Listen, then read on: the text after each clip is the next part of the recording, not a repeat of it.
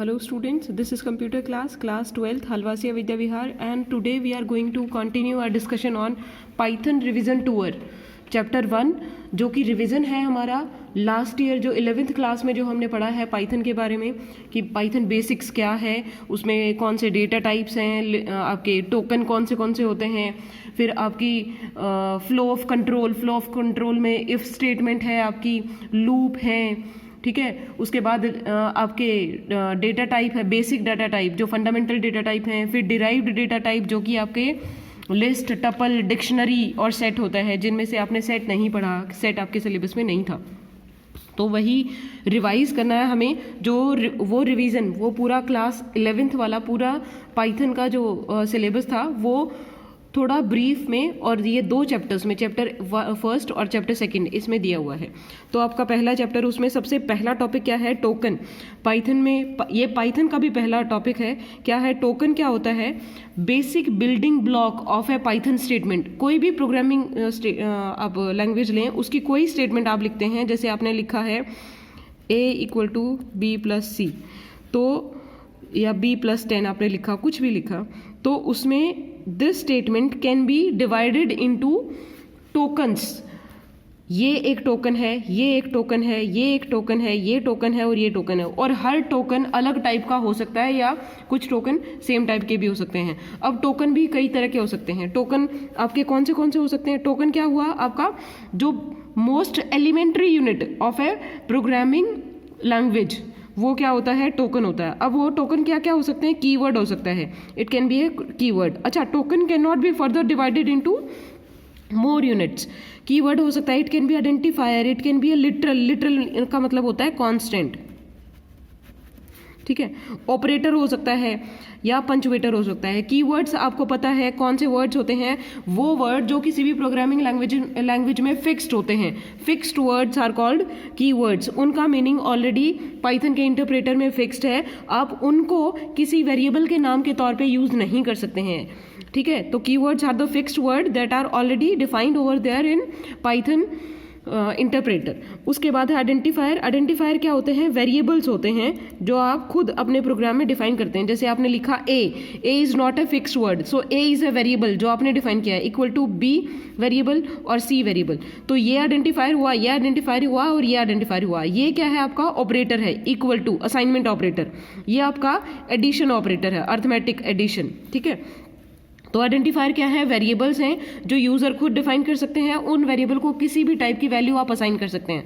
अब आइडेंटिफायर का जो आप नाम डिफाइन कर रहे हो, जैसे आपने ले लिया ए, आपने किसी में ले लिया है, मान लो आपने एक वेरिएबल का नाम ले लिया है लिस्ट = समथिंग, तो ये वेरिएबल का नाम लिया है। वेरिएबल का जो नॉमेनक्लेचर है उसके भी कुछ रूल्स हैं, यानी वेरिएबल का नाम आप जब डिफाइन करते हो तो उसके भी कुछ रूल हैं, और वो रूल क्या है कि वेरिएबल का नाम आपका या तो अंडरस्कोर से स्टार्ट होता है या किसी लेटर से स्टार्ट होता है। It can be lower case और अपर केस, ठीक है। या तो कोई लेटर से स्टार्ट होगा, कोई alphabetic letter, small a to small z या capital A to capital Z, इनमें से किसी से स्टार्ट हो सकता है, या अंडरस्कोर से। वेरिएबल नेम और identifier name can not start with any special character other than underscore और एनी डिजिट। मान लो कई बार बोर्ड में ऐसे जो 12th क्लास का एग्जाम होता है उसमें 1 नंबर में ऐसा क्वेश्चन पूछा जाता है, which of the following is not a valid keyword या वैलिड आइडेंटिफायर। तो आइडेंटिफायर में मान लो ऐसे लिखा है किसी का 0 लिस्ट या _list, this is invalid and this is valid because this starts with a digit and this start with underscore, this is valid। तो वेरिएबल का नाम आपका या तो अंडरस्कोर से या किसी लेटर से स्टार्ट हो सकते हैं। उसके बाद जो नेक्स्ट आता है वो है आपका लिटरल क्या होते हैं, कांस्टेंट होते हैं। कौन से लिटरल्स आपके पास हैं, जैसे स्ट्रिंग कांस्टेंट होते हैं या स्ट्रिंग लिटरल्स होते हैं। जो भी कांस्टेंट वैल्यूज होती हैं वो सारी लिटरल होते हैं। जैसे स्ट्रिंग कांस्टेंट आपने लिया है, स्ट्रिंग कांस्टेंट या स्ट्रिंग लिटरल कैसे, आपने कोई भी लिया है, मान लो x, आपने आइडेंटिफायर ले लिया, = डाल दिया ab क्या है, this is variable, this is और you can say identifier, this is operator and this is a literal fixed है, ये कांस्टेंट है। जैसे आपने लिखा y equal to 5, 5 is integer literal, integer type का लिटरल है ये, या 5.0 लिया तो ये फ्लॉट टाइप का लिटरल है, ये स्ट्रिंग टाइप का लिटरल है। अब स्ट्रिंग लिटरल में आपने पहले भी पढ़ा है 11th क्लास में भी कि सिंगल लाइन स्ट्रिंग है तो आप उसको सिंगल कोट्स या डबल कोट्स में ले सकते हैं, आपकी मर्जी है। अगर आपको मल्टी लाइन स्ट्रिंग देनी है, मान लो x इक्वल टू आपको आउटपुट में ऐसे चाहिए ए बी और नेक्स्ट लाइन में सी चाहिए, तो आप या तो इसको ट्रिपल कोट्स में एनक्लोज कर दो, यानी सिंगल कोट 3 बार या डबल कोट 3 बार, या ए बी और सी ऐसे 1 2 और 3 triple quotes, and these quotes can be single और डबल ट्रिपल कोट्स। या आप ऐसे भी कर सकते हैं कि ए बी और स्लैश यूज कर सकते हैं, यू कैन यूज स्लैश, ये स्लैश यूज कर लिया आपने सी, इसमें आप सिंगल या डबल आपकी मर्जी है, कोई भी कोड यूज कर सकते हैं। But in this case this slash will be the part of your string and this will occupy 1 character space, ठीक है। इन दिस केस आपको स्लैश एन यानी एंटर की यूज करनी पड़ेगी, and that slash N does not occupy a space, so that will not be the part of string and that do not enhance or increase the size of your string। यहाँ पे string का size कितना है 1 2 3, यहाँ पे कितना है 1 2 3 and 1 ये 4, the size of this string is 4, size of this string is 3, size of this one is also 3, ठीक है। तो ये स्ट्रिंग लिटरल आपने पढ़े हैं। स्ट्रिंग के अंदर ही आपने एस्केप सीक्वेंस पढ़ी हैं, यानी स्ट्रिंग के अंदर ही, चाहे वो सिंगल लाइन हो या डबल लाइन हो, आपने इस तरह से लिखा a/b/n, आप यही प्रिंट करना चाहते हैं a/b/n, but this can not be printed, ठीक है। ये क्या प्रिंट करेगा a/b और एक लाइन का स्पेस अंदर यहाँ पे नेक्स्ट। क्यों? क्योंकि /n is a special sequence that is called escape sequence. Escape sequence कौन सी होती हैं? जो जिनका एक स्पेशल मीनिंग होता है, वो सीक्वेंस जिनका स्पेशल मीनिंग होता है, जो स्ट्रिंग में आने के बाद एक स्पेशल इफेक्ट दिखाती हैं। जैसे /n होता है नेक्स्ट लाइन के लिए, /b होता है एक बीप साउंड के लिए, /t होता है टैब स्पेस के लिए, ठीक है, और /r होता है आपका कैरेज रिटर्न के लिए, ठीक है। तो इस तरह से, या अगर आप डबल कोट्स के अंदर एक और डबल कोट्स, आप ए डबल कोट बी, इसको स्ट्रिंग बनाना चाहते हैं तो ये इनवैलिड हो जाएगा, क्योंकि यहाँ पे स्ट्रिंग टर्मिनेशन समझेगा।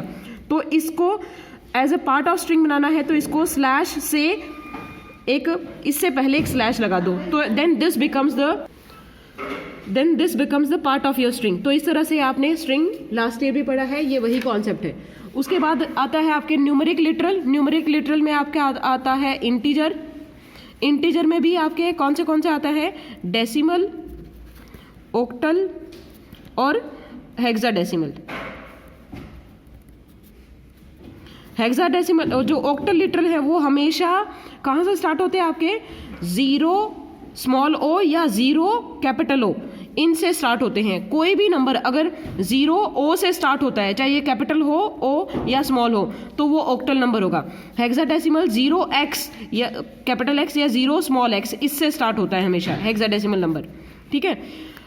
इनको छोड़कर अगर कोई और इंटीजर है वो आपका डेसिमल होगा। जो 0 ओ या 0x से स्टार्ट नहीं होता है वो नंबर आपका डेसिमल होगा। उसके बाद आता है बुलियन लिटरल। बुलियन लिटरल में आप क्या आते हैं? ट्रू या फॉल्स, ठीक है। फिर आता है एक स्पेशल लिटरल होता है नन। स्पेशल लिटरल नन क्या होता है? It describes the absence of value. मान लो x इक्वल टू नन कर दिया, that means x has nothing assigned to it.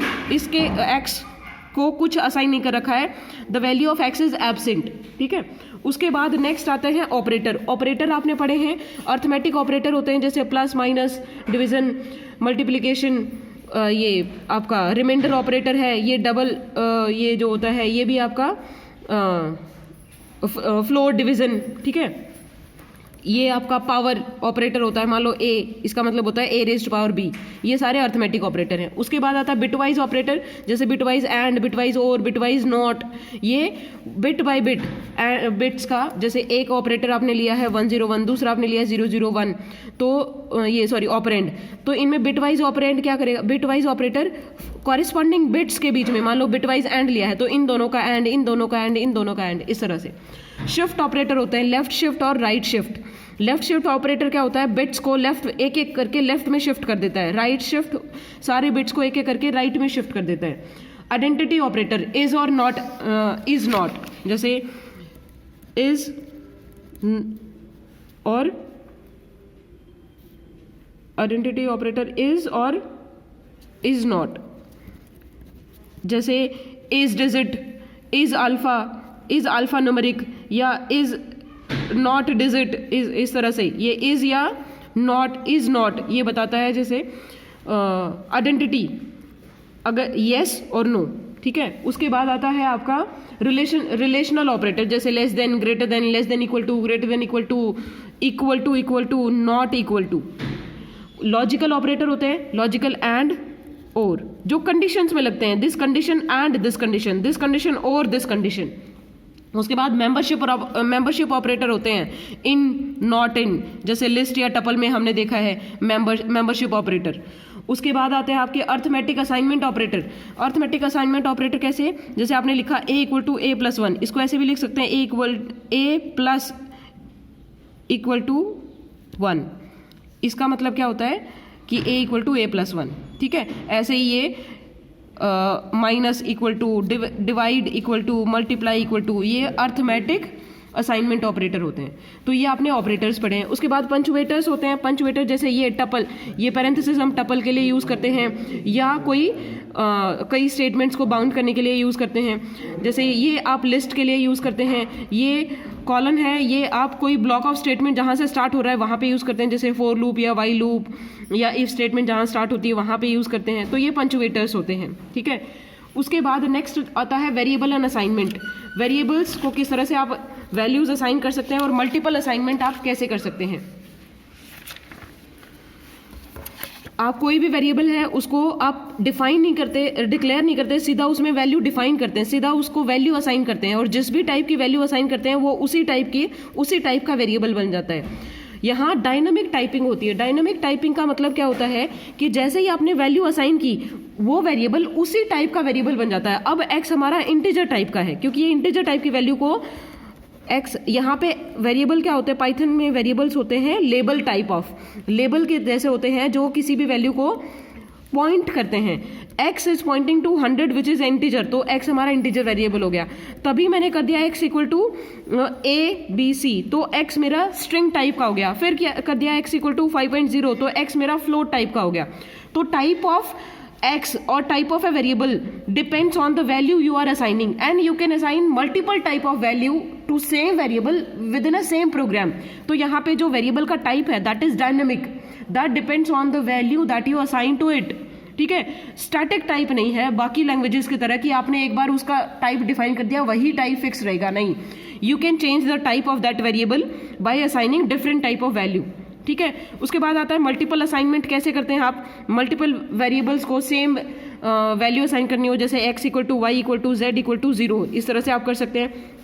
या आपने ऐसे भी देखा होगा x, y, z equal to 10, 20, 30। इसमें first value will be assign to first variable, second value will be assign to y and third value will be assign to z। या कई बार ऐसे भी देखा होगा आपने x, जैसे आपने लिया x equal to 10, y equal to 20 और फिर उसके बाद x, y equal to y plus 20 और 30, तो ये कर दिया। तो किस ऑर्डर में असाइन होती हैं ये, this value will be assign to this and then this value will be assign to this.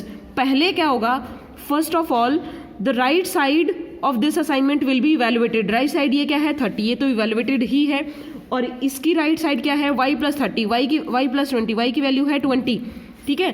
20 plus 20 ये हो गया 40, ये इवेलुएट हो गया। अब असाइनमेंट होगा, पहली वैल्यू इसको, दूसरी वैल्यू इसको। Now x will be assigned 40 and y will be assigned 30, ठीक है।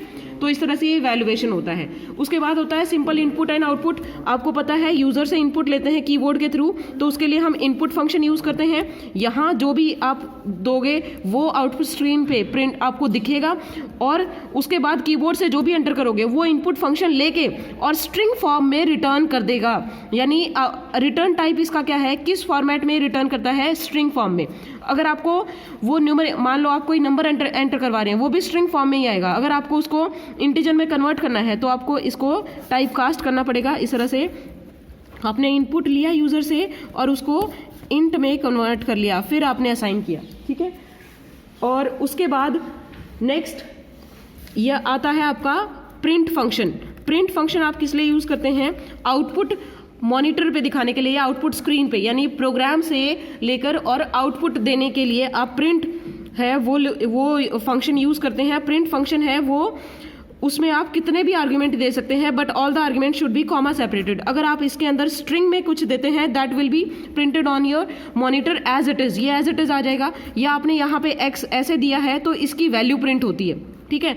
या कॉमा से सेपरेट करके और भी दे सकते हैं, यहाँ पे आपने कुछ और प्रिंट कर दिया, इस तरह से। इसमें दो आर्ग्यूमेंट होते हैं, एक एंड होता है और एक सेपरेटर होता है, ठीक है।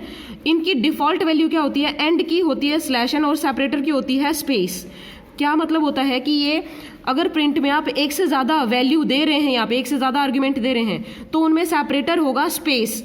और जैसे ये प्रिंट स्टेटमेंट खत्म हो जाएगी तो जो आउटपुट स्क्रीन पे है आपका कर्सर है वो कहाँ पुट किया जाएगा, ये बताएगा एंड, यानी स्लैश एन इसकी डिफॉल्ट वैल्यू होती है कि नेक्स्ट लाइन में जैसे ये आर्ग्यूमेंट प्रिंट हो जाएंगे, नेक्स्ट लाइन में आपका कर्सर पुट कर दिया जाएगा। अगर आप इसको एंड को अगर आप स्पेस ले लो, यानी प्रिंट करने, ये चीज़ प्रिंट करने के बाद आपका कर्सर है वो एक स्पेस छोड़ के ही छोड़ा जाएगा, यानी सेम लाइन में आपका कर्सर रहेगा। सेपरेटर आप कुछ भी कॉमा भी यूज़ कर सकते हैं। मान लो यहाँ पे आपने दे दिया कॉमा, तो अब आपके ये जो आर्ग्यूमेंट्स हैं ये कॉमा सेपरेटेड प्रिंट होंगे। तो इस तरह से ये आपका यहाँ तक का रिवीजन था। उसके बाद नेक्स्ट है एक्सप्रेशन, वो हम नेक्स्ट वीडियो में करेंगे। Thank you.